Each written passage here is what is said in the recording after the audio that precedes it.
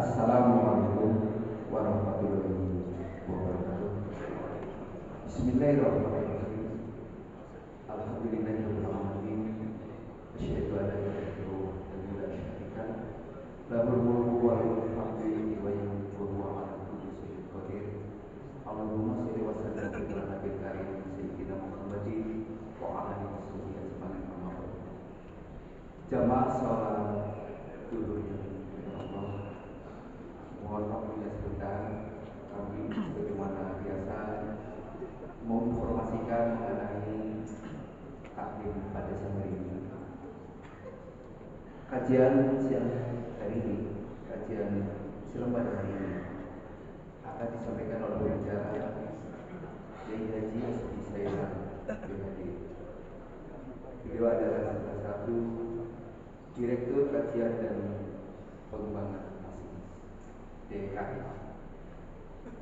Tema yang diangkat pada hari ini adalah zakat mal sebagai pembelajaran. Marilah kita ikuti.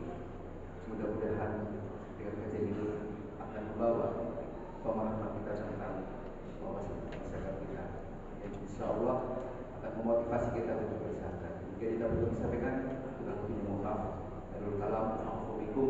Assalamualaikum warahmatullahi wabarakatuh.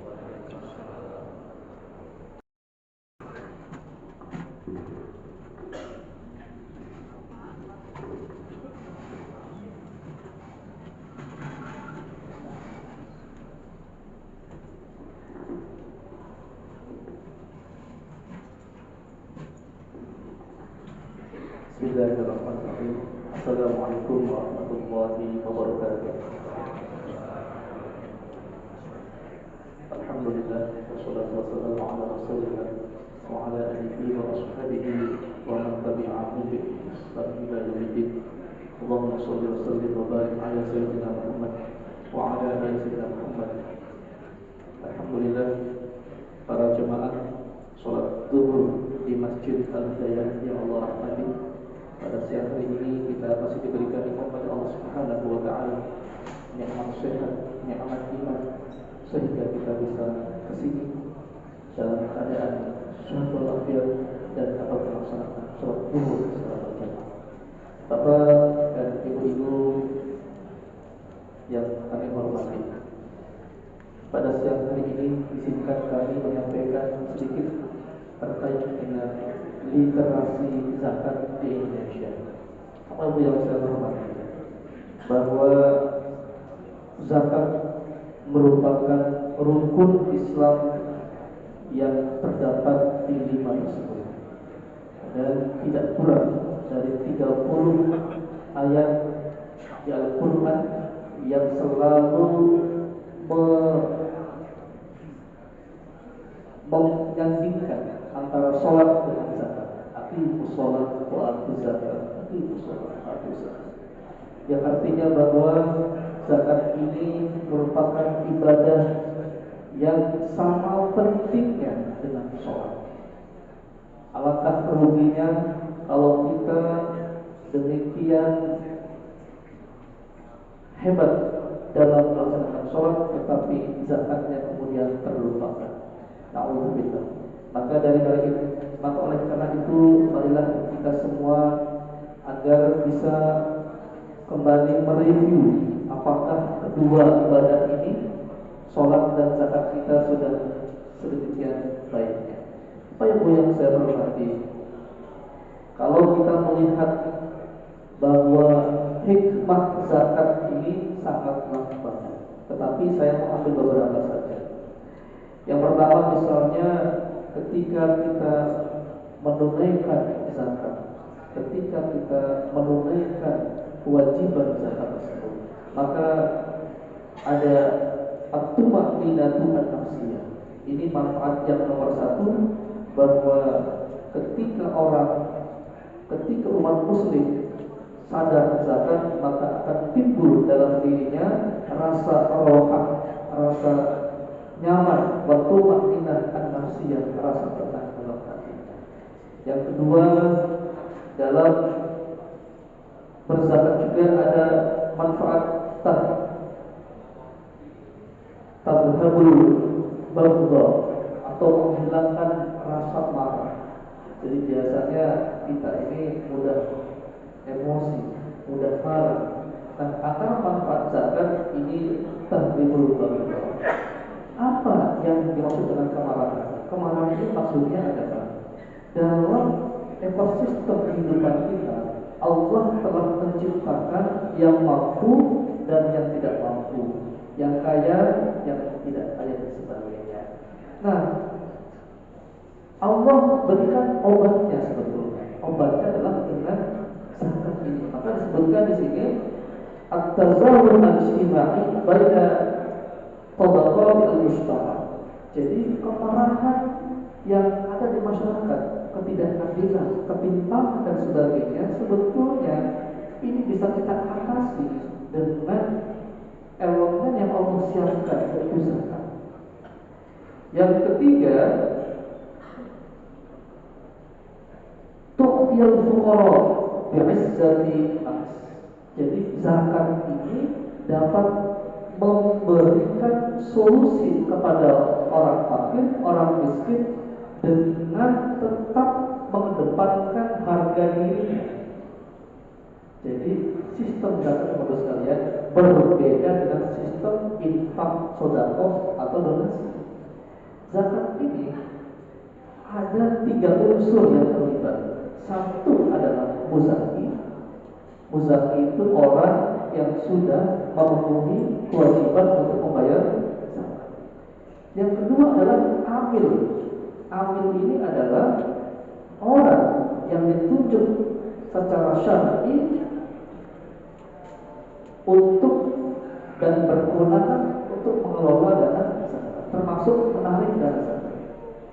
Yang ketiga adalah mustahik. Mustahik adalah orang yang menerima dana zakat. Nah, kenapa tadi dikatakan orang fakirnya tetap dengan terhormat? Kenapa? Karena dengan zakat ini mereka tidak langsung menerima dananya dari muzaki. Ini harta saya, ini zakat saya, tidak. Tapi zakat itu sebenarnya mekanismenya yang memberikan dana zakat kepada orang fakir siapa? Amil, pengelolanya. Dan dengan begitu si fakir tadi tidak merasa bahwa dirinya rendah, karena memang mengajukan, meminta kepada lembaga, pada amil. Nah, yang ketiga, manfaat zakat ini ada. Yang keempat, ad-dawlat istimaiyah istiqlal mujtama, social security. Jadi zakat ini menjadi social security untuk sekalian. Dengan adanya zakat, maka orang-orang yang tidak bisa makan, kebencanaan, ataupun yang 8 itu ya, bokor, masakin, riqab, gharib, finusasil, sabilillah, itu adalah mereka dapat mendapatkan social security. Ada yang menangani mereka, yaitu dari dana zakat. Tentu yang dikelola melalui lembaga. Yang kelima, dinama ilmal wa usul barakah. Jadi untuk sekalian ini, zakat itu secara bahasanya tumbuh, berkembang. Jadi Allah jamin dalam surah As-Saba ayat 39 dikatakan Allah SWT, wa ma anfaqtum min syai'in fa huwa yukhlifu wa huwa khairur raziqin. Yang artinya, dan tidaklah harta yang kau nafkahkan itu melainkan bahwa yukhlifu, Allah akan menggantikannya. Yang di zakat ini pasti Allah akan menggantikan.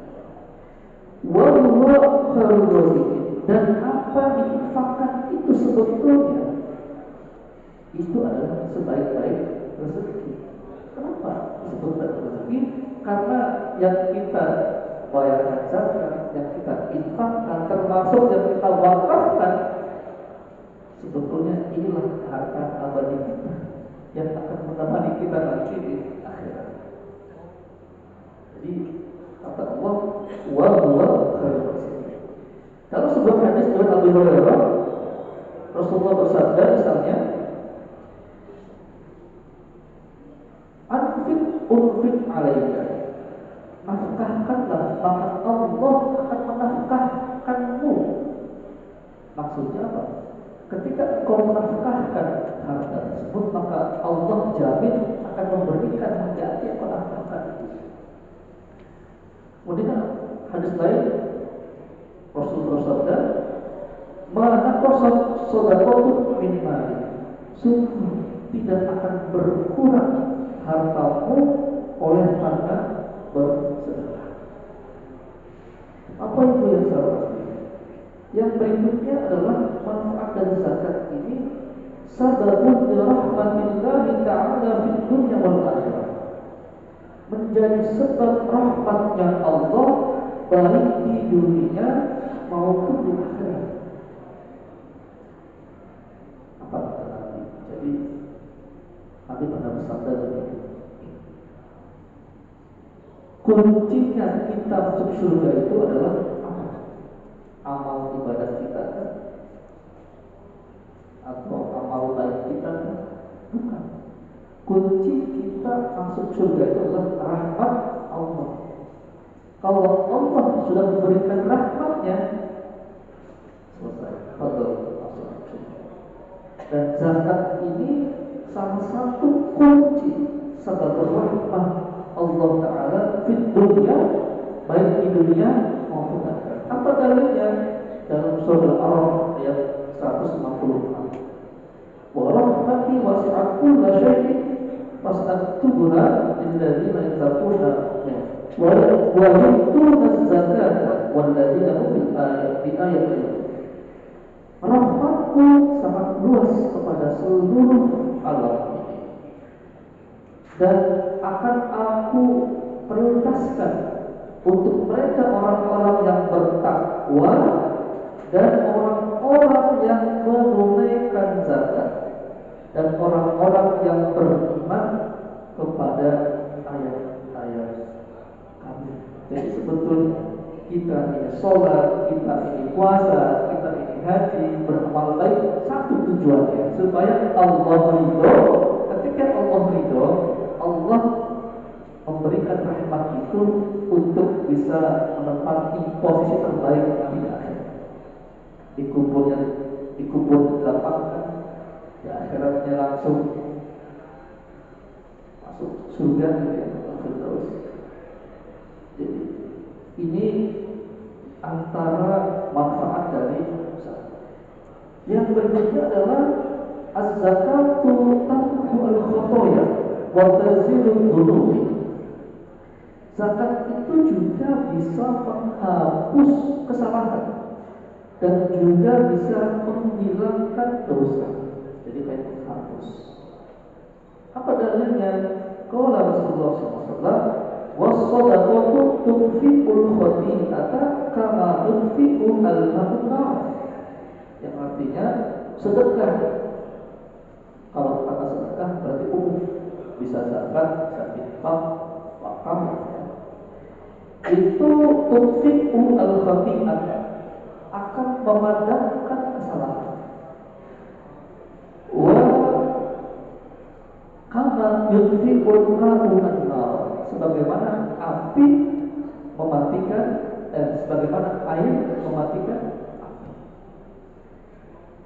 Itu antara manfaat dari zakat. Yang berikutnya juga zakat ini sababun lidukhulil jannah, menjadi sebab masuknya umat muslim tersebut ke surga. Apa dalilnya? Fa'an Abi Ayyub al-Ansari radhiyallahu anhu anna rajulan qala lin Nabi sallallahu alaihi wasallam. Jadi riwayat dari sahabat Nabi namanya Abi Ayyub al-Ansari. Beliau mengatakan, beliau melihat langsung bahwa ada seorang laki-laki yang bertanya kepada Nabi. Apa laki-laki? Ini belum disebut. Siapa laki-laki yang disebutkan? Apa yang dikatakan oleh orang tersebut? Ya Nabi, akhbirni bi'amalin yudkhilni al-jannah. Wahai Nabi, informasikanlah kepada saya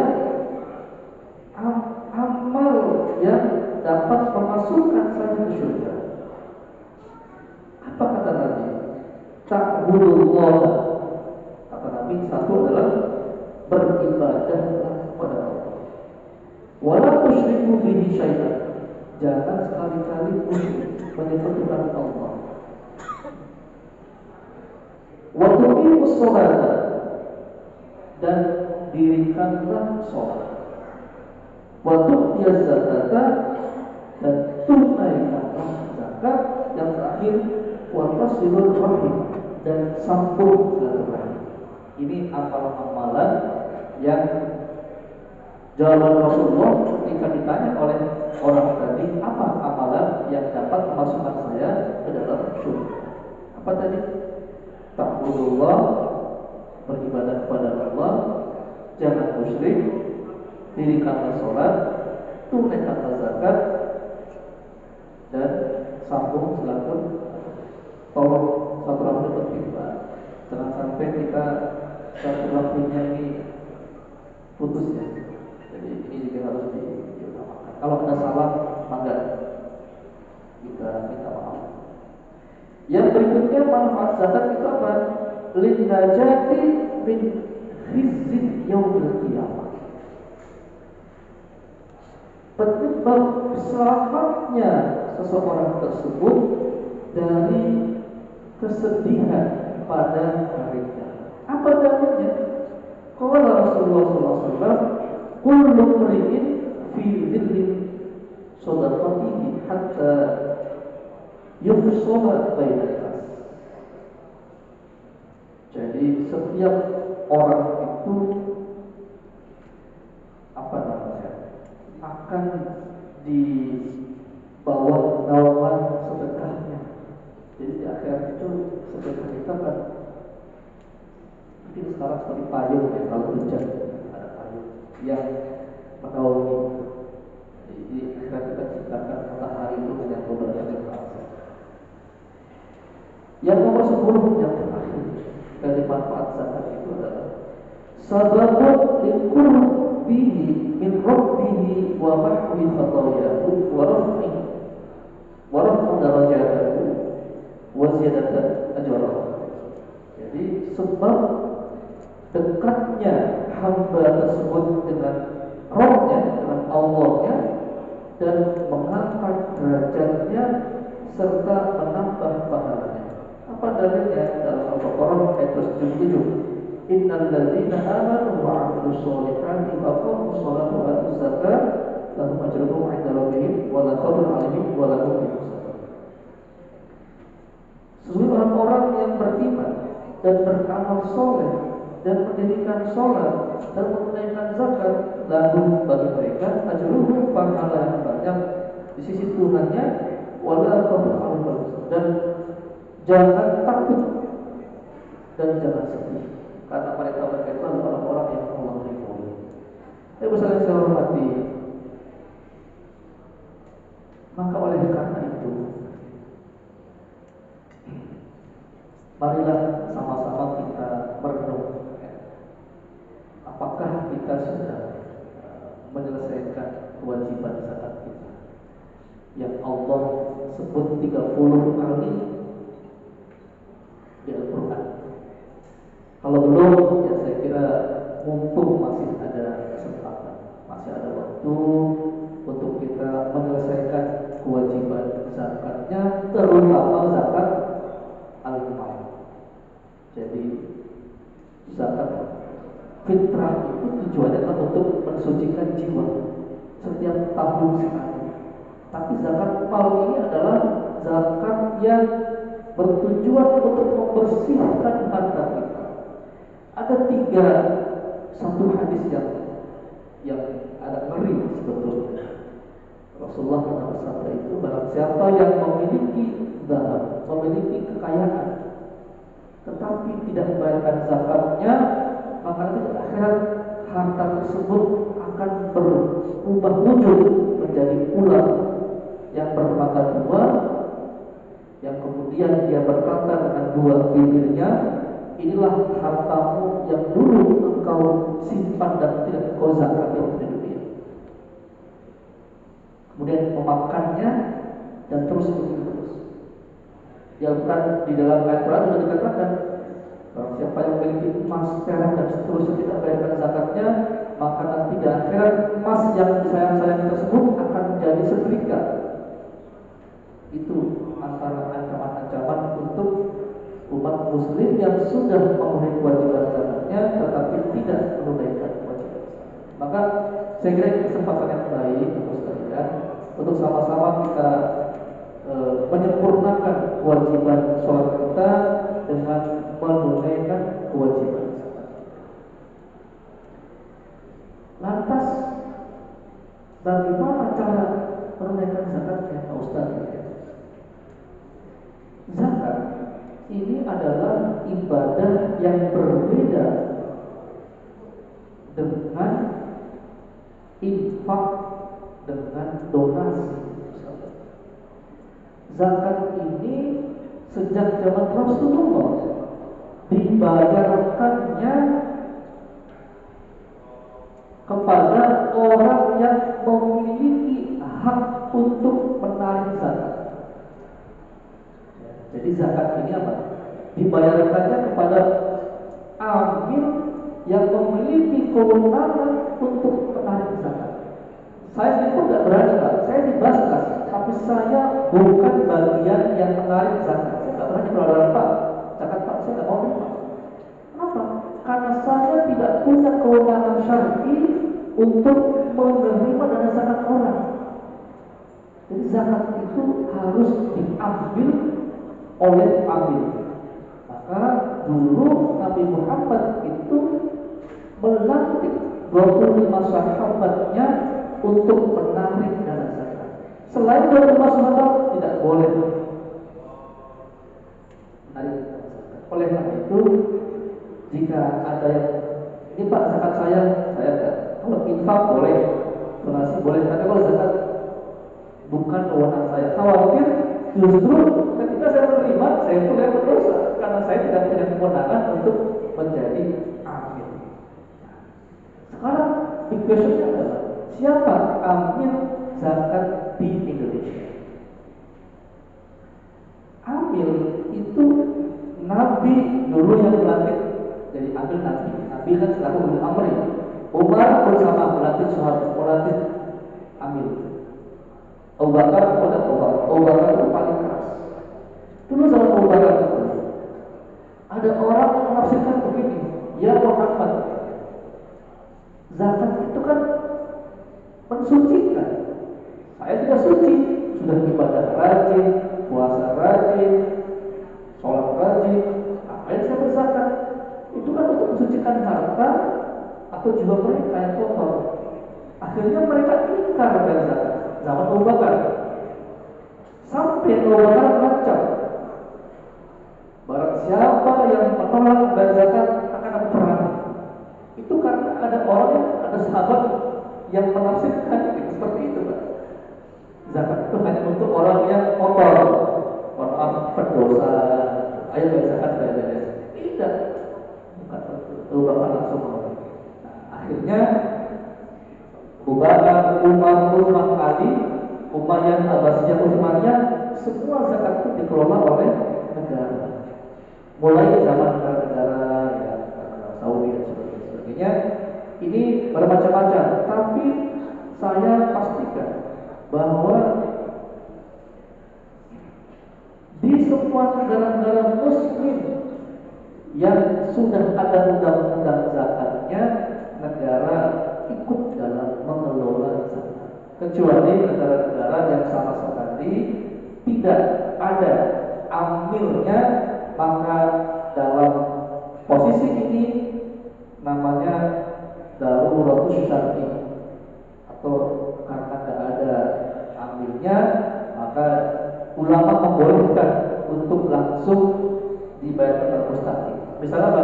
Di Prancis, Belanda, Amerika itu belum ada. Tapi di Indonesia, Malaysia, Brunei, bahkan Singapura, Kuwait, Abu Dhabi, Qatar dan sebagainya itu mereka sudah melantik amil masing-masing. Di Indonesia, pelantikan amil ini diamanahkan dalam Undang-Undang Zakat Nomor 23 Tahun 2011. di mana undang-undang ini negara melantik amil siapa? Basnas dan Las. Jadi Basnas ini adalah lembaga amil zakat nasional yang dibentuk oleh pemerintah. Sedangkan Las adalah lembaga pengelola zakat milik masyarakat yang dibentuk oleh masyarakat. Boleh dua-duanya, silakan. Tetapi untuk kementerian dan lembaga negara, undang-undang kita mengamanatkan pengelolaan zakatnya itu kepada Basnas, tergantung dari levelnya. Kalau kementerian lembaga pusat, maka melalui Basnas pusat. Kalau kementerian dinas provinsi, maka melalui Basnas provinsi. Kalau kementerian kabupaten, ya dinas kabupaten kota, itu maka melalui Basnas kabupaten. Nah, kebetulan ini di sini adalah di level pusat, maka ini sudah menjadi amanah undang-undang kepada Basnas untuk mengelola zakat di kementerian ini, yaitu Kementerian Perhubungan Republik Indonesia. Ada dua cara. Satu adalah cara payroll, langsung membayar zakatnya ke Basnas. Yang kedua adalah kita nitip amil, namanya UPZ, nitip amil. Jadi Basnas diberikan kewenangan undang-undang untuk mendeliverkan ambilnya itu khusus di lingkungan Kementerian Perhubungan melalui mekanisme unit pengumpul zakatnya. Artinya nanti kalau sudah ada unit pengumpul zakatnya, maka ialah yang berhak untuk menarik dana zakat dari Bapak Ibu sekalian. Sah, selesai, sah. Tapi kalau zakatnya itu langsung diberikan, ini Pak zakat saya, ini Pak zakat saya, itu untuk di Indonesia yang di wilayah sini, saya khawatir tidak sah.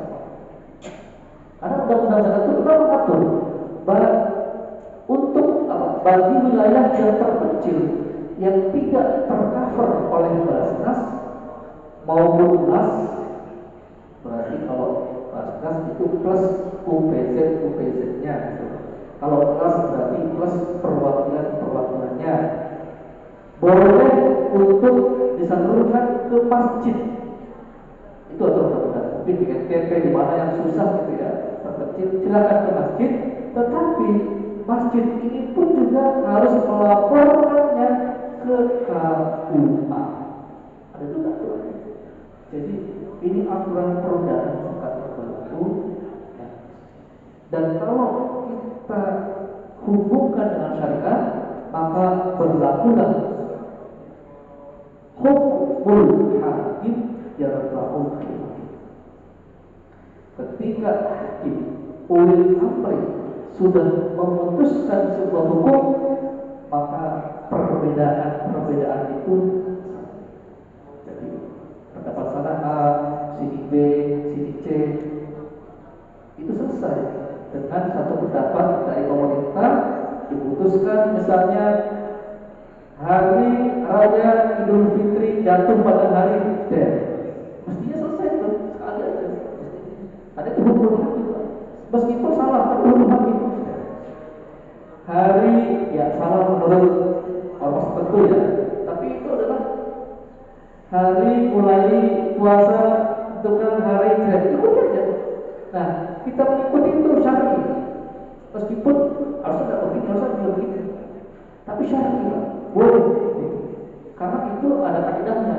Ketika pemerintah sudah memutuskan hukum, maka selesailah perbedaan. Misalnya ada yang mengatakan tidak wajib itu zakat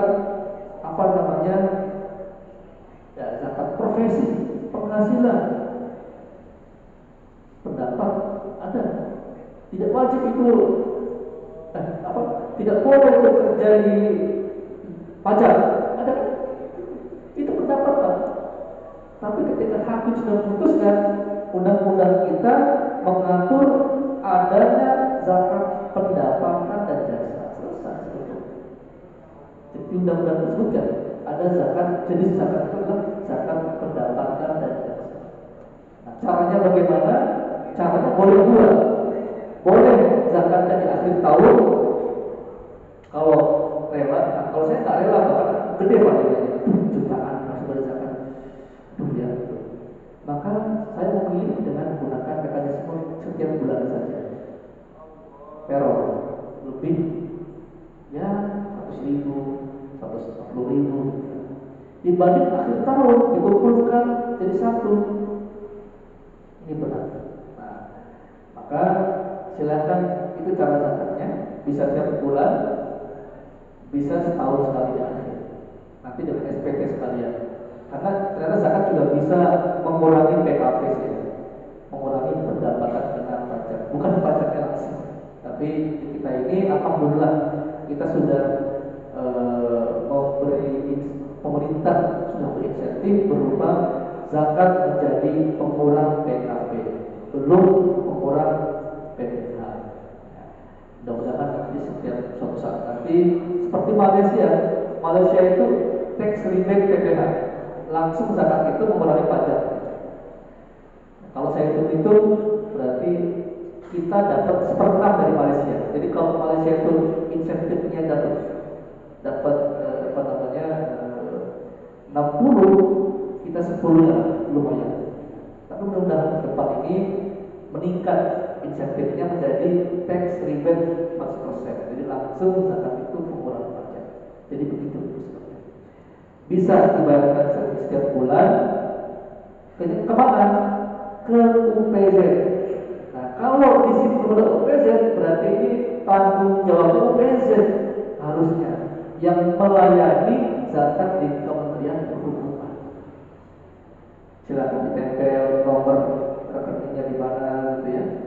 Kemudian kalau bisa itu disediakan apa tuh namanya layanannya, frontnya apa ya, front office-nya ini Pak. Karena yang utama itu ada ambil Pak. Maaf harus. Yang paling utama itu adalah sebetulnya kita bayar zakat ke amil, ada amil yang sudah didoakan. Khudh min amwalihim shadaqatan tutahhiruhum wa tuzakkihim biha wa sholli alaihim. Amil, wahai amil, ambillah zakat dari mereka, orang-orang muslim yang mampu untuk mensucikan hartanya dan jiwanya. Ada berikutnya, amil, sholli alaihim, amil, doakanlah si muzaki itu. Inna sholataka, sesungguhnya doamu amil kepadanya muzaki sahkanul lahu, akan memberikan keberkahan, ketenangan kepada mereka orang muzaki. Jadi yang paling sempurna adalah UPZ Kemenhub menyediakan layanan zakat di sini, ada amil yang bertugas. Itu yang paling sempurna. Saya kira itu saja, karena aku sudah habis. Jam saya sudah dekat dari tadi, sudah habis waktunya. Saya kira itu kawan-kawan, ya, barangkali itu yang kami dari Basnas sampaikan. Harapannya semoga Bapak sekalian sehat selalu, diberkahi selalu, panjang umur ya, dan seterusnya. Dan mudah-mudahan ini juga zakatnya ini bisa ditunaikan melalui amil. Saya kira itu. Mohon maaf, bila ada yang terdengar, akhirul kalam, bila